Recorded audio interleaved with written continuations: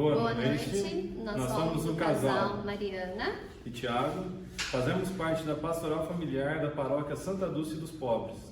Dentro das atividades da Semana da Família de 2020, teremos hoje a palestra da Família e Educação.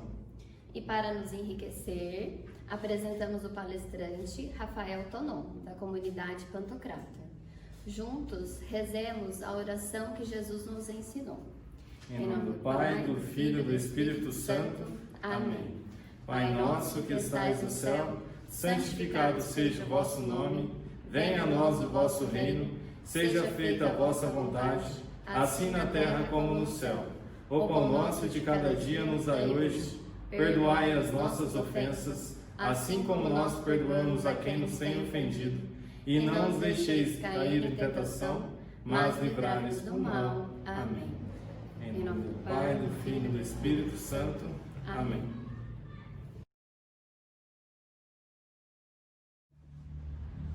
Sejam bem-vindos, então. Foi feita uma apresentação prévia aí, mas falando um pouquinho, a respeito de mim, que falo com vocês no dia de hoje. Sou casado, pai de 2 filhos, Infelizmente a Renata, que é minha esposa, não conseguiu estar junto, por conta inclusive das crianças, Tenho uma menina de 4 anos e um menino que vai completar 1 aninho ainda, Ele faz 1 aninho agora em setembro, Sou membro da comunidade Pantocrata, sou leigo consagrado lá. A comunidade tem casa aqui em Jaguariúna, já está presente na Diocese de Amparo há um bom tempo, Então eu também já atuei em vários apostolados da comunidade por aqui, nas várias cidades da Diocese, em pregação de retiros, em grupos de oração, Então pode ser que possivelmente até alguém de vocês que nos acompanham, que já me conheçam, a gente já tenha se encontrado. Então já estou na comunidade tem quase 15 anos, que eu tenho essa caminhada ali.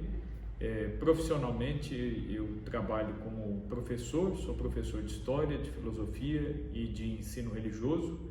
Atuo em colégios católicos, em Campinas, e em um colégio que é secular.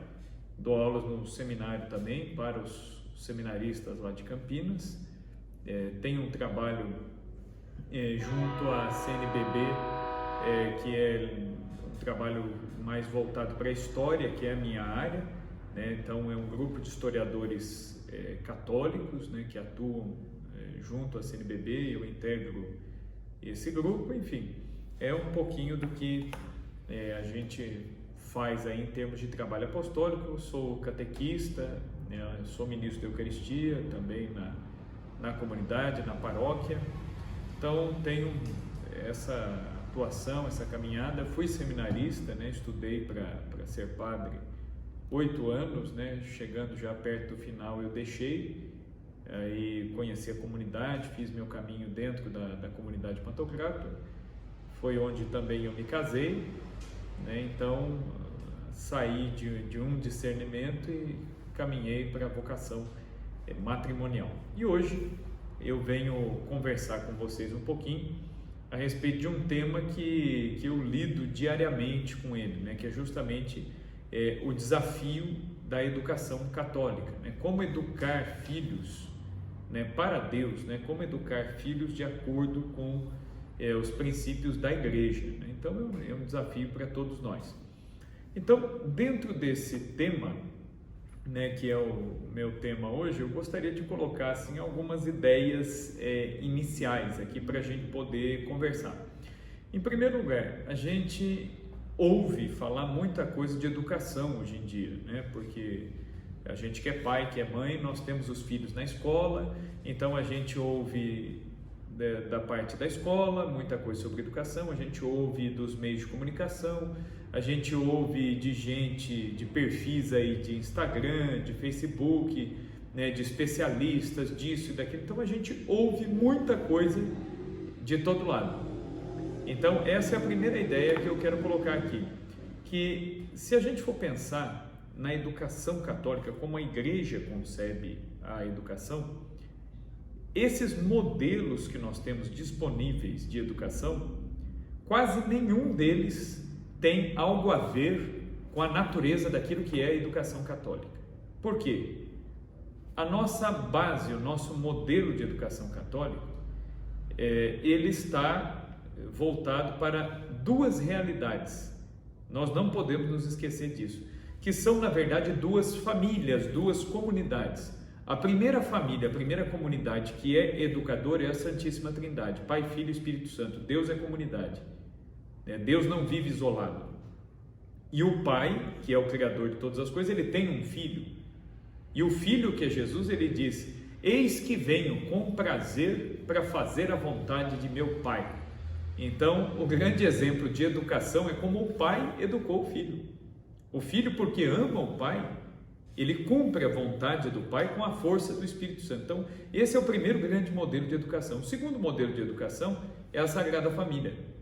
Quando nós pegamos os capítulos 1 e 2 do Evangelho de Lucas, nós vemos lá toda a narrativa, desde a anunciação do anjo a Maria e toda aquela narrativa a respeito da infância, a primeira infância ali de Jesus até a sua adolescência, os 12 anos de idade.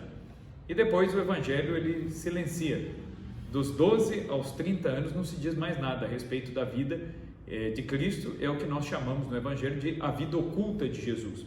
E aí é interessante que no início ali do Evangelho de Lucas, nós vemos o grande exemplo de educação que era aplicado dentro da Sagrada Família, Então é interessante que o menino Jesus ele se perde, O episódio da perda do menino Jesus no templo é interessante, é emblemático, Jesus, o menino, embora Jesus não tenha deixado de ser Deus em momento algum, ele é verdadeiro Deus, mas ele é também verdadeiro homem.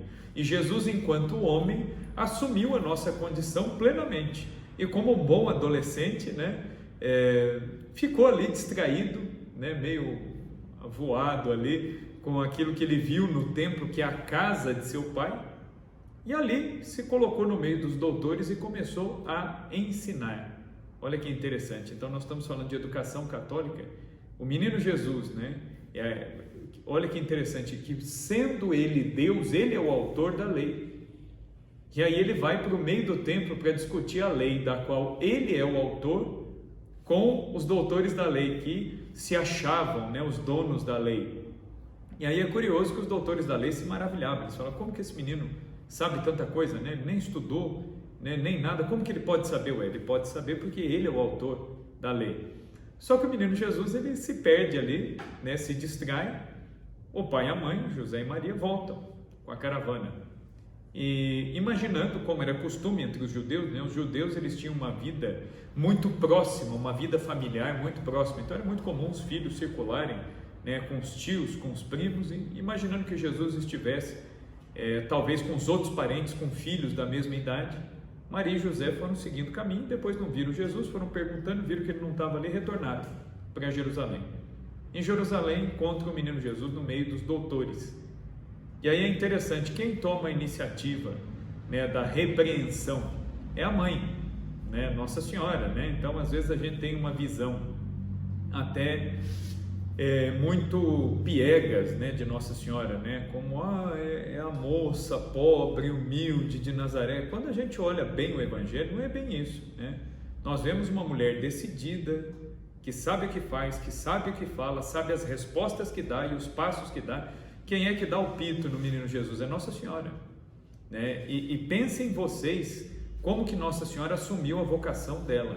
Nossa Senhora, ela é uma criatura e ela sabia que o filho dela é o próprio Deus, é a segunda pessoa da Trindade. Maria sabia com quem ela estava falando, mas ao mesmo tempo ela recebeu a missão de mãe, e enquanto mãe ela tem a missão de educar.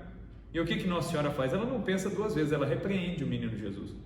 Ela disse assim: o teu pai, eu e teu pai estávamos te procurando todos esses dias, por que fizeste assim conosco? É uma repreensão dura, E aí o menino Jesus, ele retruca, Como bom adolescente, ele retruca também a mãe, Ele fala assim: não é por acaso não sabeis que devo cuidar das coisas de meu pai? E aí o Evangelho não fala mais nada do que Nossa Senhora falou, talvez porque ela não tenha dito nada, Pai e mãe, quando sabem repreender, às vezes basta olhar. E aí é interessante que o que o Evangelho diz? O Evangelho nem fala se Nossa Senhora e São José retrucaram. Só diz o seguinte: e o menino Jesus voltou com eles para Nazaré e era-lhes submisso. Ele era obediente, né? Então, esse é um grande exemplo, né, da educação católica. É aquela educação em que você tem ciência da missão da qual você é investido. Imagine Nossa Senhora, ela ter que repreender o próprio Filho de Deus, né? E o Filho de Deus obedecendo a Nossa Senhora, porque olha que interessante também, né? Jesus, ele fica numa sinuca, né? Porque se Jesus é Deus, quem criou os mandamentos? Deus. Portanto, quando Deus ditou os mandamentos, Jesus estava lá, a Trindade é indivisível. O Filho estava lá. Quando Deus Pai ditou os 10 mandamentos para Moisés, o Filho estava lá, o Espírito Santo estava lá, e eles em comunhão estavam agindo. E quem é que criou o 4º mandamento? Honrar pai e mãe. A Trindade, o próprio Deus. Então vocês imaginem Jesus, que é o próprio Deus, ao se fazer homem, ele se tornou sujeito da própria lei que ele mesmo criou, que era a lei de honrar pai e mãe. Então Jesus não tinha como desobedecer a mãe dele, porque ele mesmo criou a lei para honrar pai e mãe. Então, se tem alguém que honra Maria mais do que todos nós, né, nós católicos somos constantemente acusados de venerar Nossa Senhora, respeitar Nossa Senhora demais, o primeiro a fazer isso foi o próprio Cristo, foi o próprio Deus, né? Porque sendo ele filho, ele tem que honrar a mãe. Se Jesus, que é Deus, honra uma mãe humana, quem somos nós em relação a ela, né, para não honrá-la também? Então, quer dizer, Nossa Senhora ciente da sua vocação, São José ciente da sua vocação, modelo de pai, né, um modelo de pai que trabalha, modelo de pai que educa, né, modelo de pai que protege. São José, ele não fala no Evangelho, né? Não existe nenhuma fala de São José no Evangelho. É o homem do silêncio, mas é o homem que prestou grande trabalho, né, de cuidar daquela que é a filha predileta de Deus Pai, esposa do Espírito Santo e mãe de Deus Filho. Foi ele que recebeu a missão de educar Deus Filho, o Deus feito homem que é Cristo, né? O hino de São José diz, né, tem um verso interessante no hino de São José que diz o seguinte: quis o verbo divino dar-vos nome de Pai. Quer dizer, na face da terra, depois de Nossa Senhora, quem recebeu maior privilégio do que esse? O Filho de Deus chamando um homem de Pai, né? Então São José, ele tem uma missão singular.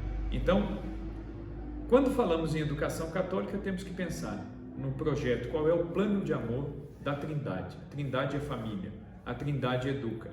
E, em seguida, a Sagrada Família. A Sagrada Família é o espelho da Trindade, certo? Então, isso a gente tem que ter como referência bíblica, enquanto católico, para o nosso modo de agir. E aí, quando a gente parte para os pormenores, tá, você vai falar, então, Rafael, nós falamos do fundamento bíblico, da questão espiritual, tá bom.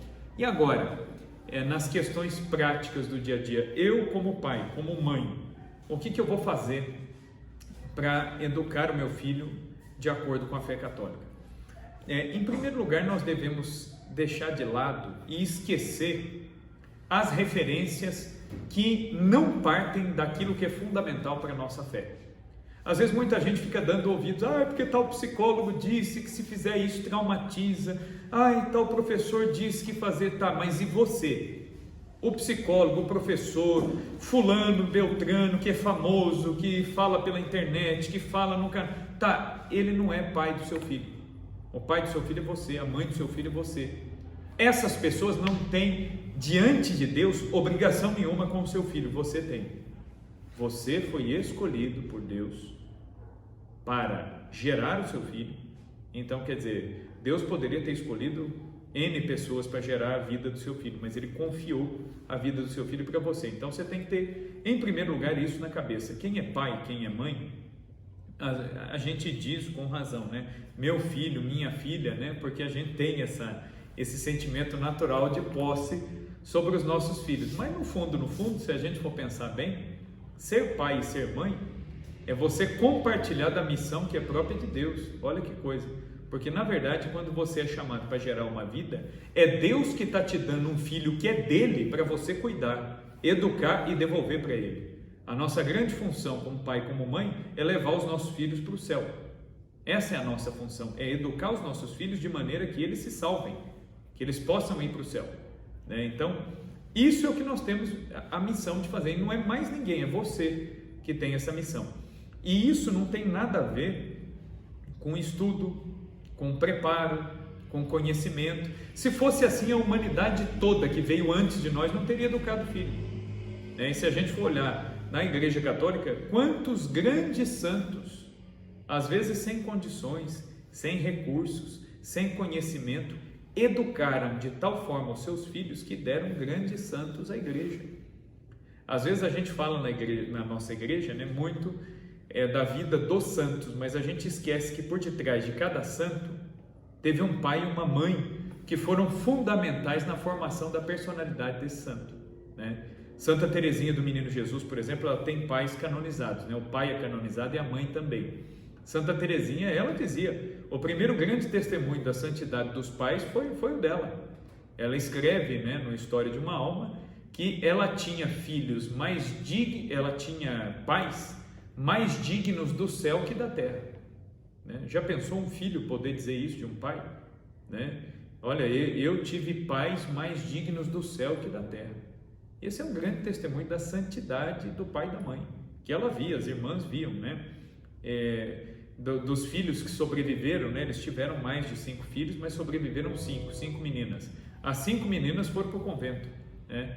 Santa Teresinha foi canonizada, agora está para ser aprovado aí, para ser aceito, né? Já parece que está tudo encaminhado já para que o Papa assine o decreto. Me parece que a irmã mais velha de Santa Teresinha, que é a Leônia, vai ter um milagre reconhecido agora, né? Em breve, né? Então, quer dizer, mais uma irmã santa, mais um fruto de santidade dessa família, né? Então, um pai e uma mãe.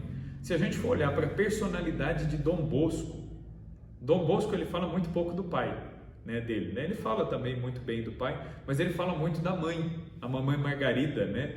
É a mãe de Dom Bosco, que também está em processo de beatificação, né? E é interessante como o gênio, a caridade da mãe influenciou o filho, né? A mãe de Dom Bosco, né, ela morava, uma mulher paupérrima, né? Teve uma vida assim muito triste, miserável, né? De grande pobreza. Ela poderia se revoltar com tudo isso. O que essa mulher fez? Ela lutou, ela trabalhou e ela não deixou de buscar o bem. Isso impactou fortemente sobre a vida do filho, né, de Dom Bosco, né? Dom Bosco tinha mais um irmão, né, mais um rapaz, né? E a mãe era tão pobre, ela perdeu o marido muito cedo, era tão pobre que o que ela fez? Para poder montar um casebre, né, para ela poder morar, ela alugava uma parede, né, de um vizinho para poder escorar os caibros de pau para fazer o telhado da casa dela. Era uma casa assim que Dom Bosco viveu.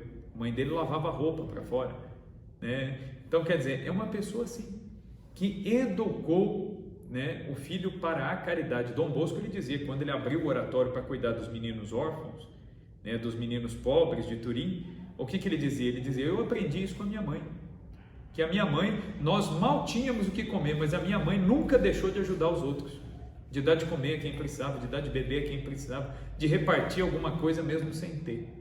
Então, os pais têm uma capacidade, né, que é só deles. Nós pais temos essa capacidade, que é só nossa. Algumas coisas só nós poderemos fazer. Os nossos filhos, eles sofrerão influências externas muito violentas, muito grandes, mas nenhuma influência será tão marcante como a nossa, para o bem ou para o mal, né?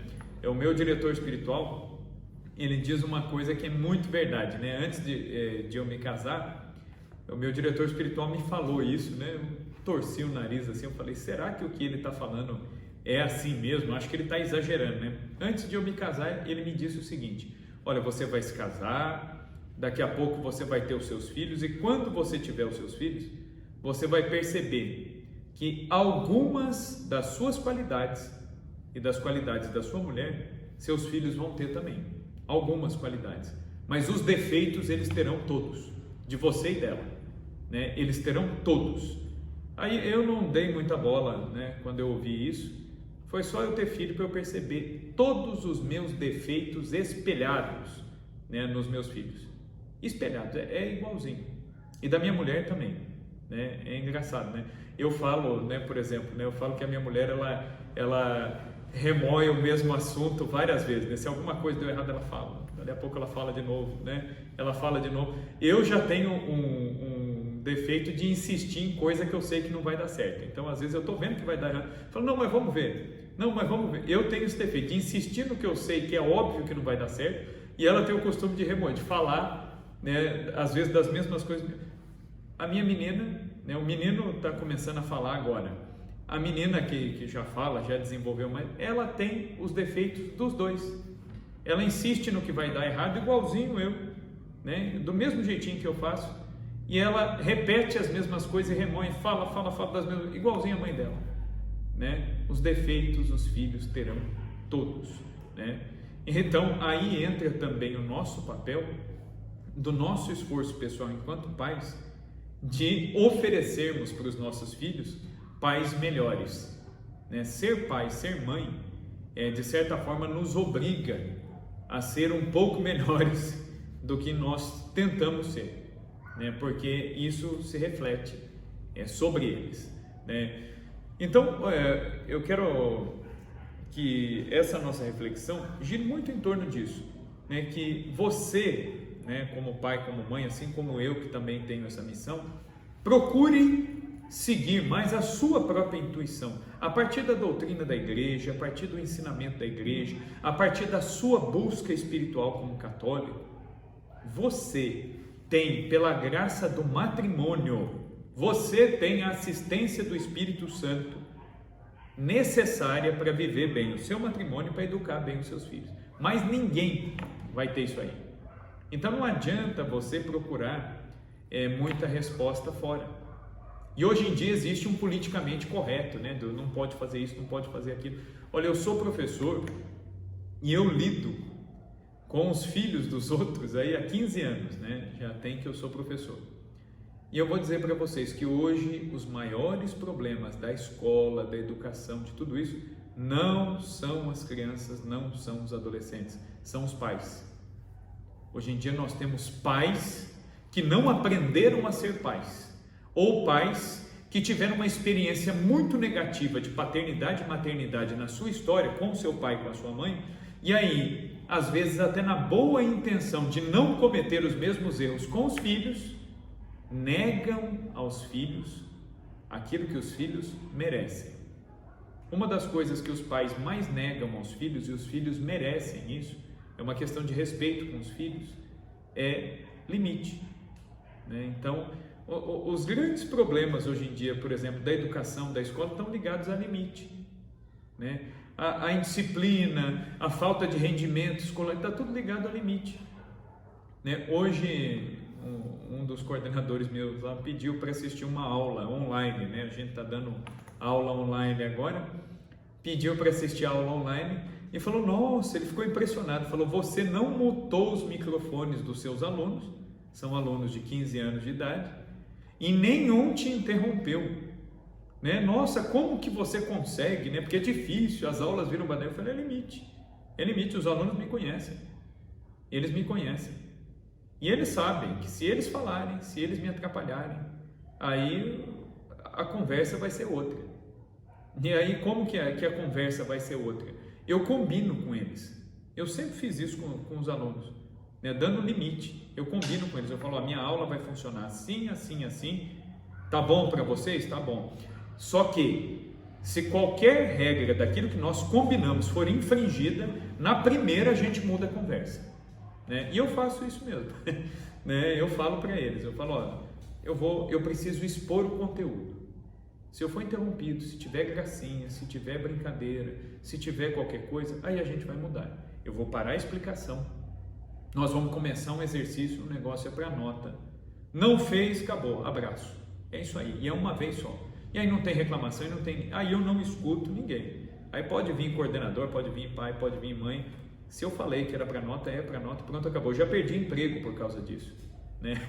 Mas eu também já ganhei muitas salas de aula dando limite, né? E pela minha experiência de 15 anos em sala de aula, a gente ganha muito mais respeito dos alunos impondo limite do que sendo muito bonachão, muito bonzinho. O professor legalzão, ele é muito legalzão, mas ninguém aprende o que ele ensina. Agora, quando você já vem trazendo no limite, o que acontece?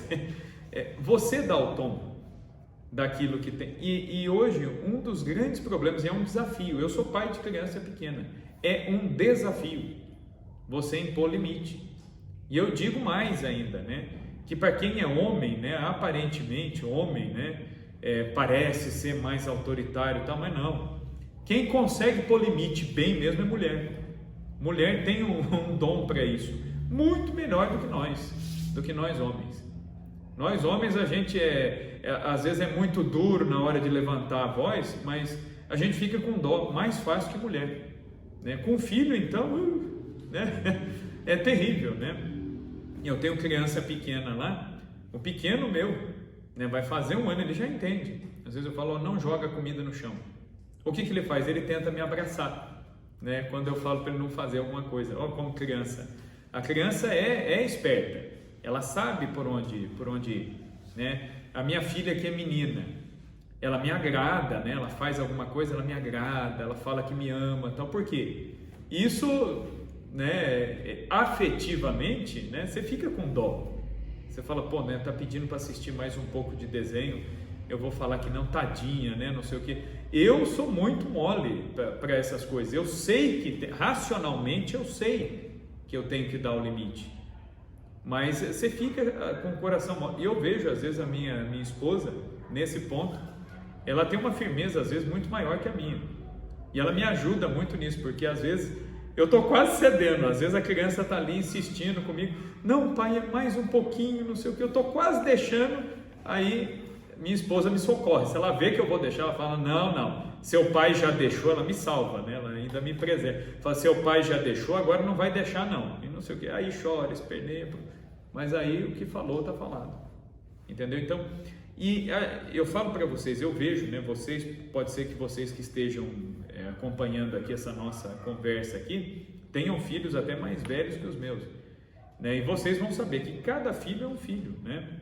Vocês sabem disso, cada um é um, e cada um vai por um lado, um tem um jeito, outro tem outro, mas todos eles precisam do quê? Em primeiro lugar, de limite, né? Eles precisam saber onde eles podem chegar, o que eles podem, o que eles não podem fazer, porque o que acontece? Isso afeta diretamente, veja bem isso que eu estou falando, eu dou aula de religião, né, nos colégios onde eu estou. Isso afeta diretamente a relação do menino, da menina com Deus, se ele não tem limite dentro de casa. Eu dou aula em Campinas, no colégio mais caro de Campinas, é um colégio católico lá. É uma molecada que tem dinheiro, que tem tudo na mão. E às vezes a família preserva essa criança de tudo, para que não sofra, para que não tenha problema. É motorista que vem buscar tudo. A criança tem um espirro, ele tem tudo na mão ali. E essas crianças, a maioria delas, espiritualmente, elas são destruídas. Elas não conseguem estabelecer relação com Deus, porque elas não têm limite dentro de casa. E quando os sofrimentos da vida aparecem, o que esses meninos, essas meninas fazem, sobretudo na adolescência? Começam a aparecer as desilusões amorosas, começam a aparecer defeitos dos pais que antes eles não viam e agora estão vendo. Tudo isso vai colocando eles numa crise tão grande que eles não conseguem acreditar em Deus, porque eles dizem assim, mas onde Deus está? Né? E eles vêm atrás da gente, que é professor de religião, e falam, eu não consigo acreditar em Deus, não é possível que Deus permita isso, não é possível que Deus tenha deixado isso acontecer, não, se Deus existisse, isso não... Por quê? Porque essa criança, esse menino, essa menina, nunca teve limite e nunca sofreu na vida. Nós não podemos privar os nossos filhos do sofrimento. O sofrimento é uma dimensão importantíssima da fé cristã. Não existe Cristo sem cruz. Anunciar um Cristo sem cruz é um problema. Tem muita igreja por aí, né? Existe uma tendência teológica, tem muito padre, inclusive, né, que tira o Cristo crucificado das paróquias por aí, né? Às vezes a gente entra e vê lá, ao invés do Cristo crucificado, tem o Cristo ressuscitado, né? Quando você tira do católico a experiência da cruz, você falseia o evangelho. Você fala da alegria da ressurreição, mas você não está mostrando que antes de chegar na ressurreição tem cruz, tem calvário, tem flagelação, tem sofrimento. A nossa vida é assim. E nós não podemos falsear o Evangelho, nós não podemos negar aos nossos filhos essa dimensão do sofrimento, da frustração. Eu queria ver um desenho só um pouquinho, tá? Você queria, mas agora é hora de dormir, você vai dormir, vai chorar, a gente vai ficar com o coração partido, vai ficar morrendo de dó, porque afinal de contas até daria para deixar, mas como eu preciso dar limite, a criança ela vai ter essa desilusão, ela vai ter esse sofrimento. Por quê? Porque a vida é assim. Aquilo que nós pais devemos fazer na educação dos nossos filhos é um treino para a vida. Quando ele chegar no mundo vai ser assim. Então nós temos que preparar desde já. Nós temos que preparar desde já.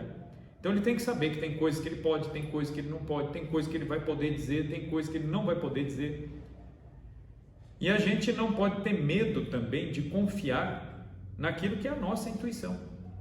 Naquilo, às vezes a gente olha para a nossa educação, a educação dos nossos pais, a educação que os antigos falavam, e a gente acha, né, hoje em dia, porque o psicólogo tal, fulano de tal, especialista tal falou, às vezes a sua avó sabe mais de filho, de educação de filho, do que 10, 12 psicólogos juntos.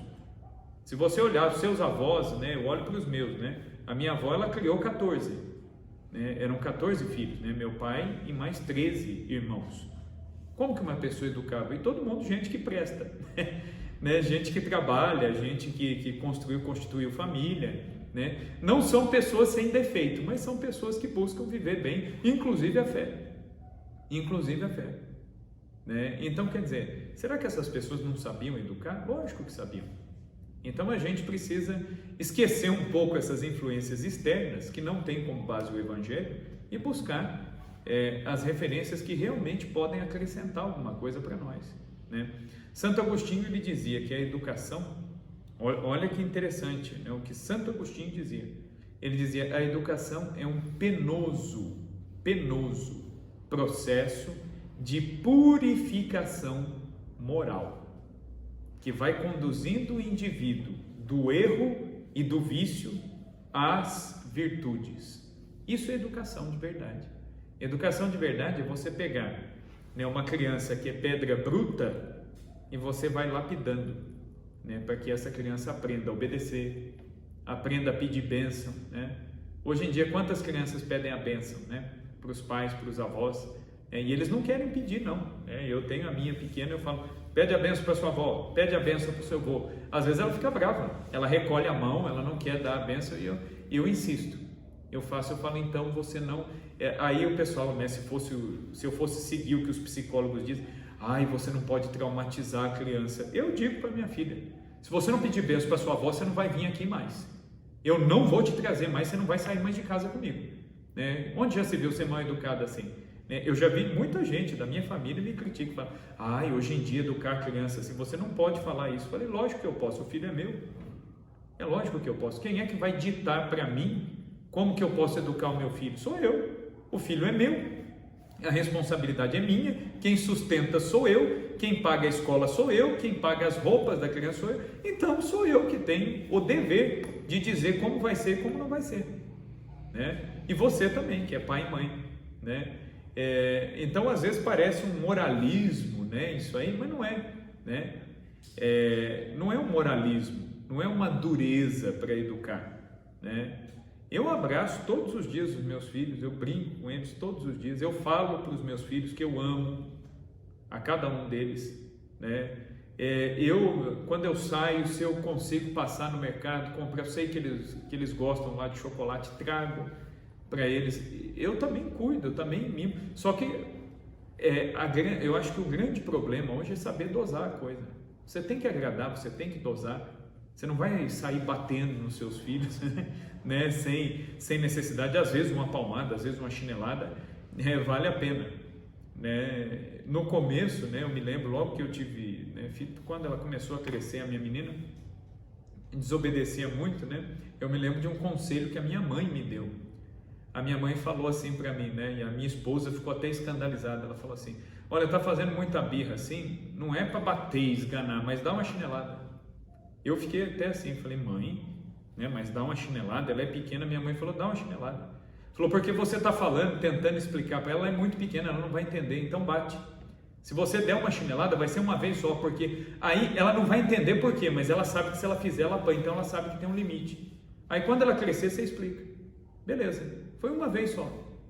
Eu delimitei, né? Foi uma palmadinha só, né? Eu delimitei, lógico, não bati, não agredi, né? Isso é absurdo, né? De se fazer, mas é limitar. A criança saber que ela tem um limite, né? E isso é amor, né? Isso é amor. Né? E é interessante, São Luís da França é um santo que teve filhos, teve 6 filhos, né? E uma vez ele tinha uma vara, né?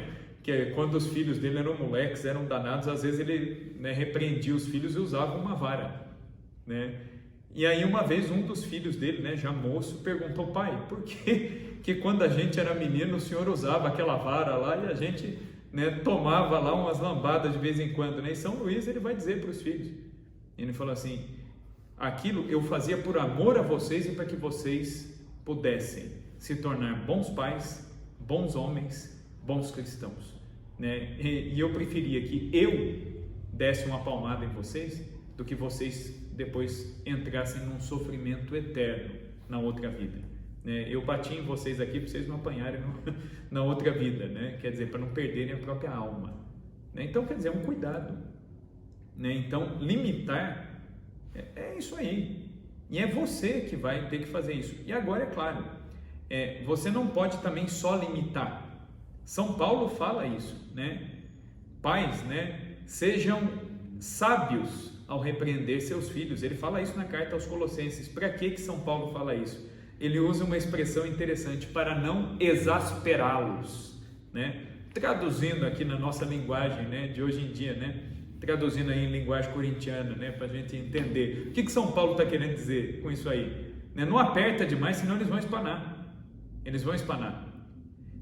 Citando um caso de experiência pessoal minha mãe, né? Minha mãe é viva ainda, meu pai já é falecido.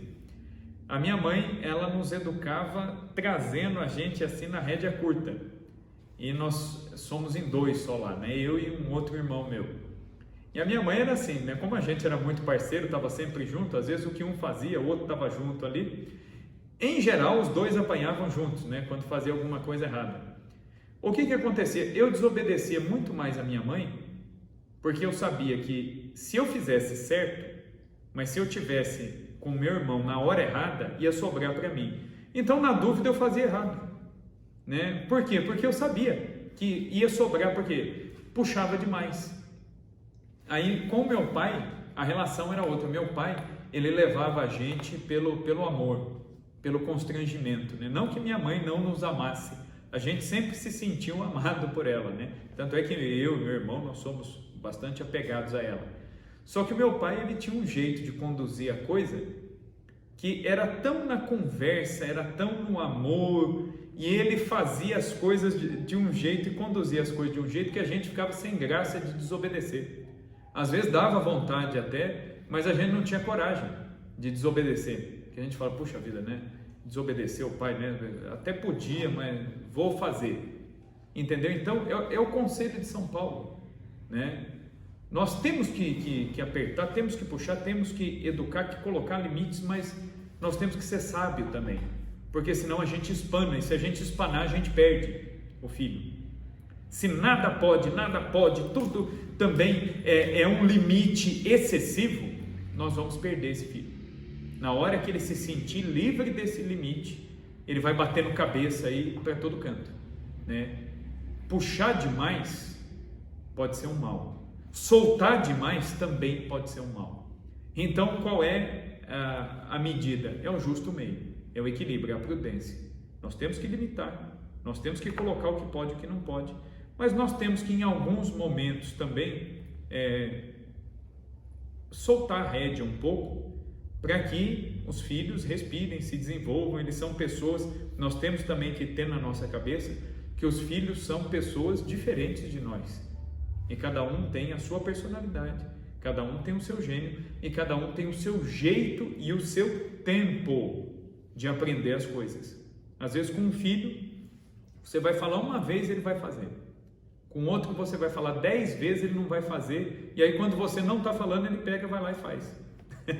Entendeu? Então não há receita, para isso, né? É por isso que eu acho até perigoso, né, quando eu vejo muito católico falando, eu estou seguindo os conselhos do fulano, de tal psicólogo, de tal pessoa, fulano é católico, ele fala tudo sobre educação. Cuidado, né? São Paulo, ele dá esse conselho também, ele fala, aproveite de tudo que vocês virem, aproveite o que é bom, mas descarte o que é mal. E quem é que dá esse critério para nós? O Espírito Santo. Então nós, como pais, nós temos o dever moral de rezar muito por nossos filhos e pelo nosso casamento, né? Nós temos que rezar pelo nosso cônjuge, né? A esposa, o esposo, e temos que rezar pelos nossos filhos. E o Espírito Santo, isso que eu estou falando não é brincadeira, o Espírito Santo, ele vai nos dando a graça do discernimento das situações. A gente vai conseguindo entender onde a gente deve agir, o que a gente deve fazer, o que a gente não deve fazer, né? O Espírito Santo vai nos ensinando, vai nos inspirando, porque nós que somos humanos, a gente descumpre a nossa palavra muito facilmente. A gente promete as coisas para Deus, na primeira oportunidade a gente já foge daquilo que a gente prometeu. Agora Deus é perfeito. Se nós pedimos, vinde Espírito Santo, enchei os corações dos vossos fiéis, o Espírito Santo, ele não está de brincadeira, ele vem mesmo. Se eu peço vinde, ele vem. Se Deus me chamar, eu digo que vou e não vou. Mas o Espírito Santo, se eu peço para que ele venha em meu socorro, ele vem mesmo. E eu tenho que acreditar nisso, né? O que vai dar o tom dos frutos da minha vida, da minha família, do meu matrimônio, da minha educação de filhos, o que vai dar o tom disso é a minha fé. A maneira como eu creio vai determinar a maneira como as coisas acontecem dentro da minha casa, né? Se você falar isso para qualquer pessoa fora desse ambiente de igreja, a pessoa vai achar isso uma besteira sem tamanho. Vai falar, não, existem técnicas para educar o filho, existem técnicas, né? Tipo o Super Nani, né? Você vai aplicando técnicas, tá? Mas nenhum ser humano vem com manual de instruções, porque cada ser humano é único. Quem que nos criou? Deus. Quem é capaz de conhecer o nosso íntimo melhor do que nós mesmos? Deus. Então nós temos que pedir ajuda a quem? A Deus, né? Quando você quer saber, você está com um celular, deu problema, você quer saber onde está o problema, você faz o quê? Você vai no manual do fabricante para saber onde está o problema no aparelho. Quem nos criou? Deus. Quem é o nosso fabricante? É Deus. Então quem é que vai saber como nós funcionamos muito bem? É Deus. A quem nós devemos perguntar? A Deus, né? Como pais nós temos que fazer isso. Santo Afonso de Ligório, ele dizia que quem reza se salva, quem não reza se condena.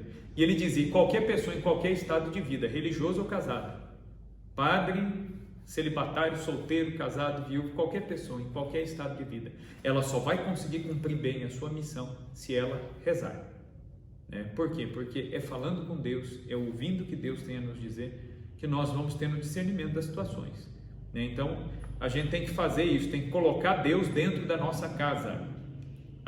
Quando a gente casa, nós recebemos pelo matrimônio a graça de Deus habitar conosco dentro da nossa casa. É isso que é o casamento. O casamento é feito a 3. Vocês já ouviram isso, né? O casamento é feito a 3, não é marido e mulher, não. É marido, mulher e Deus.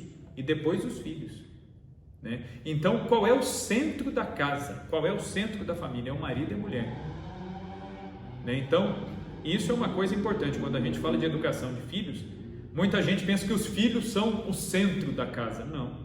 O centro da família é o esposo e a esposa. É dali que o amor gerado entre os dois vai frutificar nos filhos.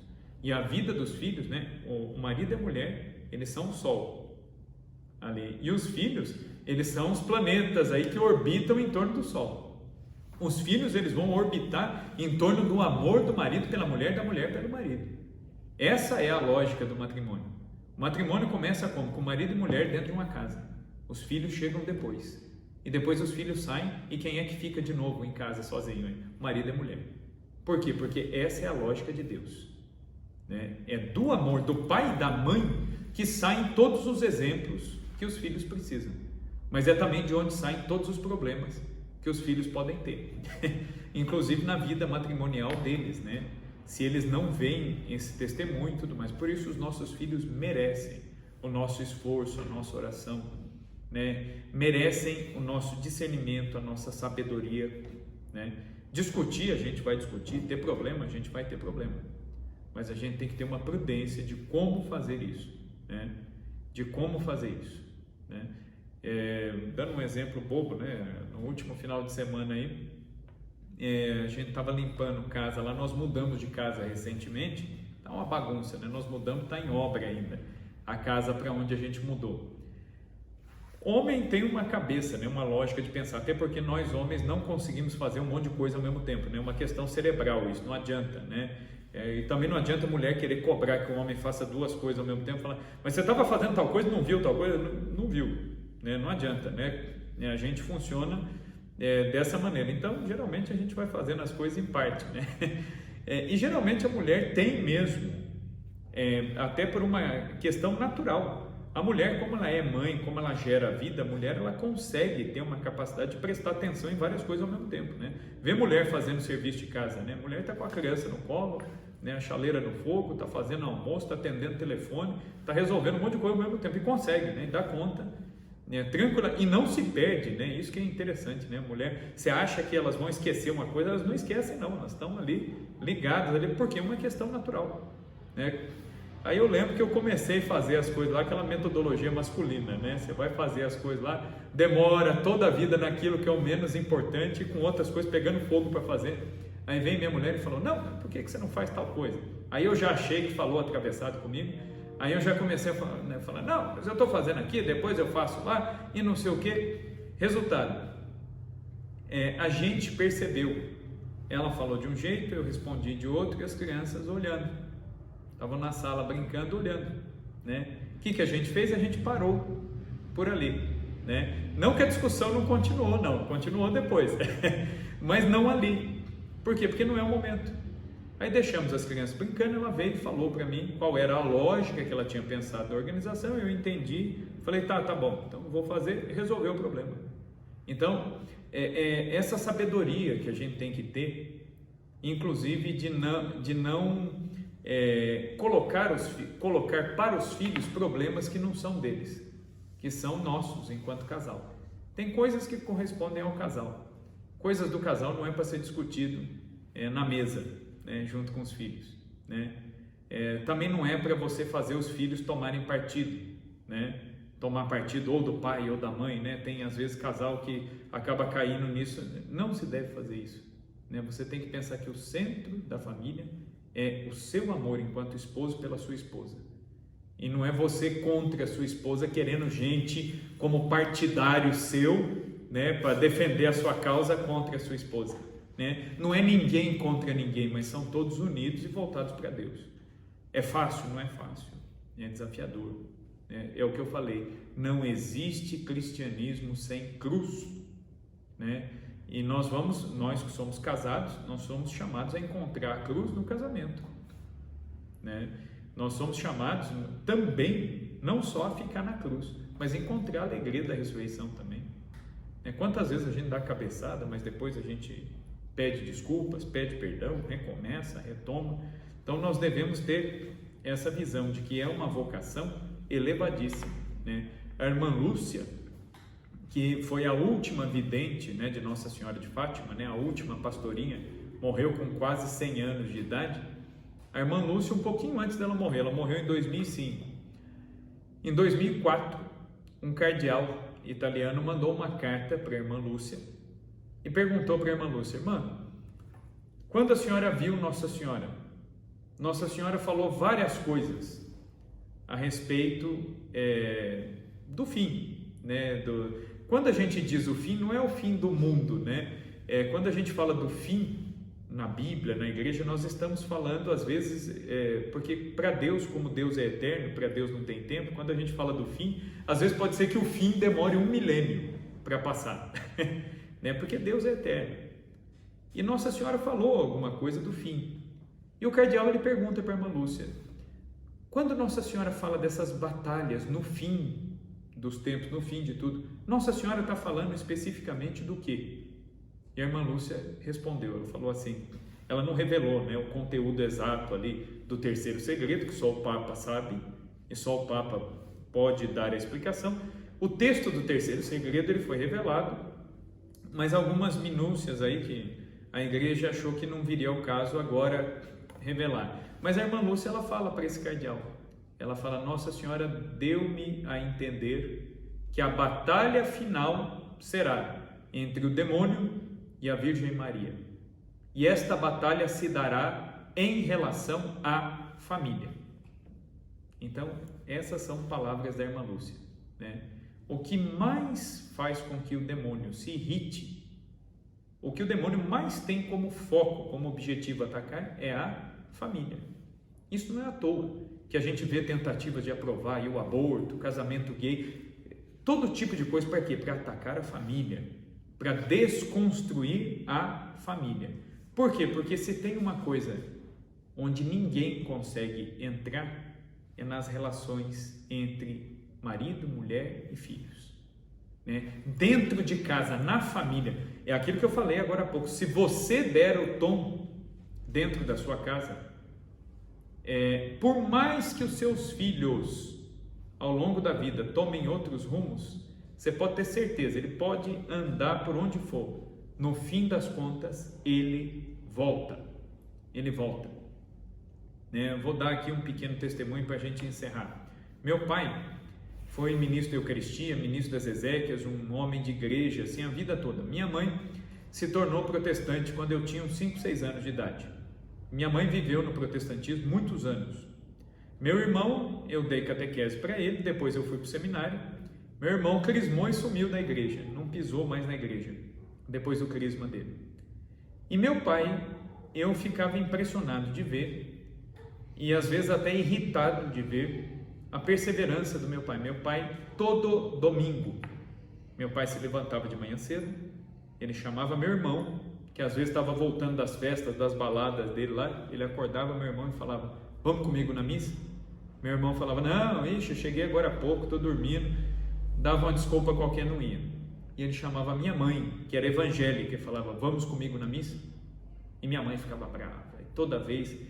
E aí chegou num ponto que eu interferi como filho. Eu falei: pai, por que o senhor faz isso, né? O senhor já sabe que né, meu irmão não quer ir, a mãe não quer ir. Ele falou: como católico, eu casei com a sua mãe na igreja, eu constituí família, eu eduquei vocês na igreja, é minha missão, é meu dever como esposo salvar todo mundo que está aqui dentro. Então eu rezo por todo mundo e eu quero que todo mundo vá para o céu junto comigo, e eu quero que antes de ir para o céu, que vão para a igreja, que recebam sacramentos, que se confessem, que comungam. E o meu pai, ele falava uma coisa, né? Falava isso para minha mãe e para o meu irmão: vocês ainda vão à missa comigo, nem que seja a missa de corpo presente. Em 2013, meu pai levantou para trabalhar, ele trabalhava, né, cedinho, entrava às 6 horas da manhã, e ele se levantava às 4 para rezar. Ele fazia as orações dele, tratava dos passarinhos, tomava café e ia trabalhar. E no dia 18 de outubro de 2013, meu pai se levantou e passou mal, provavelmente já estava tendo um derrame durante a noite, e quando ele foi pendurar as gaiolas de passarinho, ele caiu, bateu a cabeça e teve um traumatismo craniano. Entrou ainda para dentro de casa, não conseguiu falar mais e caiu na sala de casa. Minha mãe, quando levantou às 7 da manhã para ir trabalhar, encontrou meu pai caído, ensanguentado no chão da sala, vivo ainda. No meio das mãos dele, os papéis com as orações que ele rezava, sujos de sangue. Ele ainda rezou antes de desmontar ali. Foi hospitalizado, eu fui chamado, estava já morando aqui em Campinas, faltava 9 meses para eu me casar. Foi 9 meses antes do meu casamento isso aí. E aí eu fui correndo para São João da Boa Vista, né, que é onde eles moram. Fui correndo para lá. Quando eu cheguei, meu pai estava vivo ainda. Cheguei às 11 da manhã, meu pai estava vivo. Ao meio-dia, na hora do Ângelus, o médico me ligou pedindo para ir até a Santa Casa. Eu fui. Ele avisou: seu pai, a hora que bateu o meio-dia, seu pai morreu. Seu pai teve 6 paradas cardíacas e a gente não conseguiu segurar. E o médico falou, e curioso que foi exatamente a última parada cardíaca, é a hora que bateu o meio-dia, né? A hora do Ângelus, a hora da Ave Maria. E Muito bem, aí eu fui correr atrás das coisas do velório do meu pai. Minha mãe era daquelas evangélicas que não pisava, não queria saber de nada da Igreja Católica. E no dia seguinte, quando foi enterrar meu pai, um pouco antes de enterrar, chegou o padre. E a gente achava que o padre ia chegar só para encomendação. E o padre chegou com tudo de missa lá, as coisas de missa. E já falou, pode virar o caixão aqui de frente aqui para o altar, a gente vai rezar a missa. Aí eu falei para minha mãe, mãe, eu sei que a senhora não participa dessas coisas e tal, se a senhora quiser ir para casa, tomar um banho, descansa um pouco, daqui a pouco eu mando alguém buscar a senhora, na hora que acabar a missa, aí a gente segue o enterro. Aí minha mãe falou, não, eu vou participar. E o meu irmão, que também tinha uma aversão à fé, falou, eu vou participar. Então o que meu pai falou, de fato se cumpriu. Vocês vão participar todos da missa junto comigo, nem que seja missa de corpo presente. E foi. Dali em diante a minha mãe deixou o protestantismo e meu irmão voltou para a igreja também. Largou a namorada que ele tinha, começou a namorar uma moça que é de igreja, que é católica, vão se casar agora. Então a gente vê a fidelidade no matrimônio não é só uma fidelidade de não trair, mas é uma fidelidade de rezar pelo outro, é uma fidelidade de cuidar da salvação do outro, né? E eu dou esse testemunho da minha família, né, do meu pai lá, pela fidelidade e pela perseverança dele, né? E eu me lembro dessa fidelidade, dessa perseverança, que é o que me faz me levantar todos os dias e insistir com os meus filhos, insistir com a minha esposa, em tentar superar os meus defeitos, em tentar melhorar, né, para que também eu possa ajudar a salvar a minha família, né? A salvação não é uma obra que se faz sozinho, né? Deus nos colocou no mundo para a gente viver em comunidade, viver para o outro. É por isso que não existe salvação sem igreja, né? Nós caminhamos juntos, certo? Então, espero que para vocês, esposos, pais, fique essa mensagem, né? Busquemos a vontade de Deus, busquemos ser santos, busquemos a igreja, né? Busquemos os sacramentos, vamos procurar rezar em casa, né? Pelo menos que seja uma vez por semana, uma dezena do terço. Rezem juntos, né? Todos, né? Que seja pouquinho, mas rezem pelo menos uma vez. Um Pai Nosso, uma Ave Maria, se for muito difícil, que comece assim, né? Rezem pelos filhos de vocês, uns pelos outros dentro de casa, e busquemos sempre conhecer. A gente vai conhecer e amar mais as coisas de Deus na medida em que a gente vai conhecendo a Deus, né? Então busquem isso, né? Busquem o conhecimento através dos vários meios que a gente tem. Hoje em dia a gente tem tantos meios católicos, as TVs católicas, os perfis católicos, né? Tanta coisa. Inclusive, né, eu faço também um trabalho, divulgo aqui o meu para vocês aí, quem quiser depois, né, pelo Instagram eu faço um trabalho com alunos e com famílias, né? Lá volta e meia eu gravo lá vídeos, formações lá pelo Instagram, é @rafael.tonon, Rafael com TH, rafael.tonon, T-O-N-O-N, né? Depois vocês me procurem lá, vocês vão achar. Eu procuro também compartilhar essas informações, dicas de leitura, o que eu vou achando de formação, né, que primeiro eu uso para mim, para minha família, e depois eu compartilho também com os outros. Façamos isso, né? Vamos nos ajudar, né, a construir famílias santas para gerar e formar filhos fiéis para Deus. Deus abençoe vocês, que Jesus, Maria e José, Sagrada Família, nos acompanhem nessa jornada. Tchau, tchau.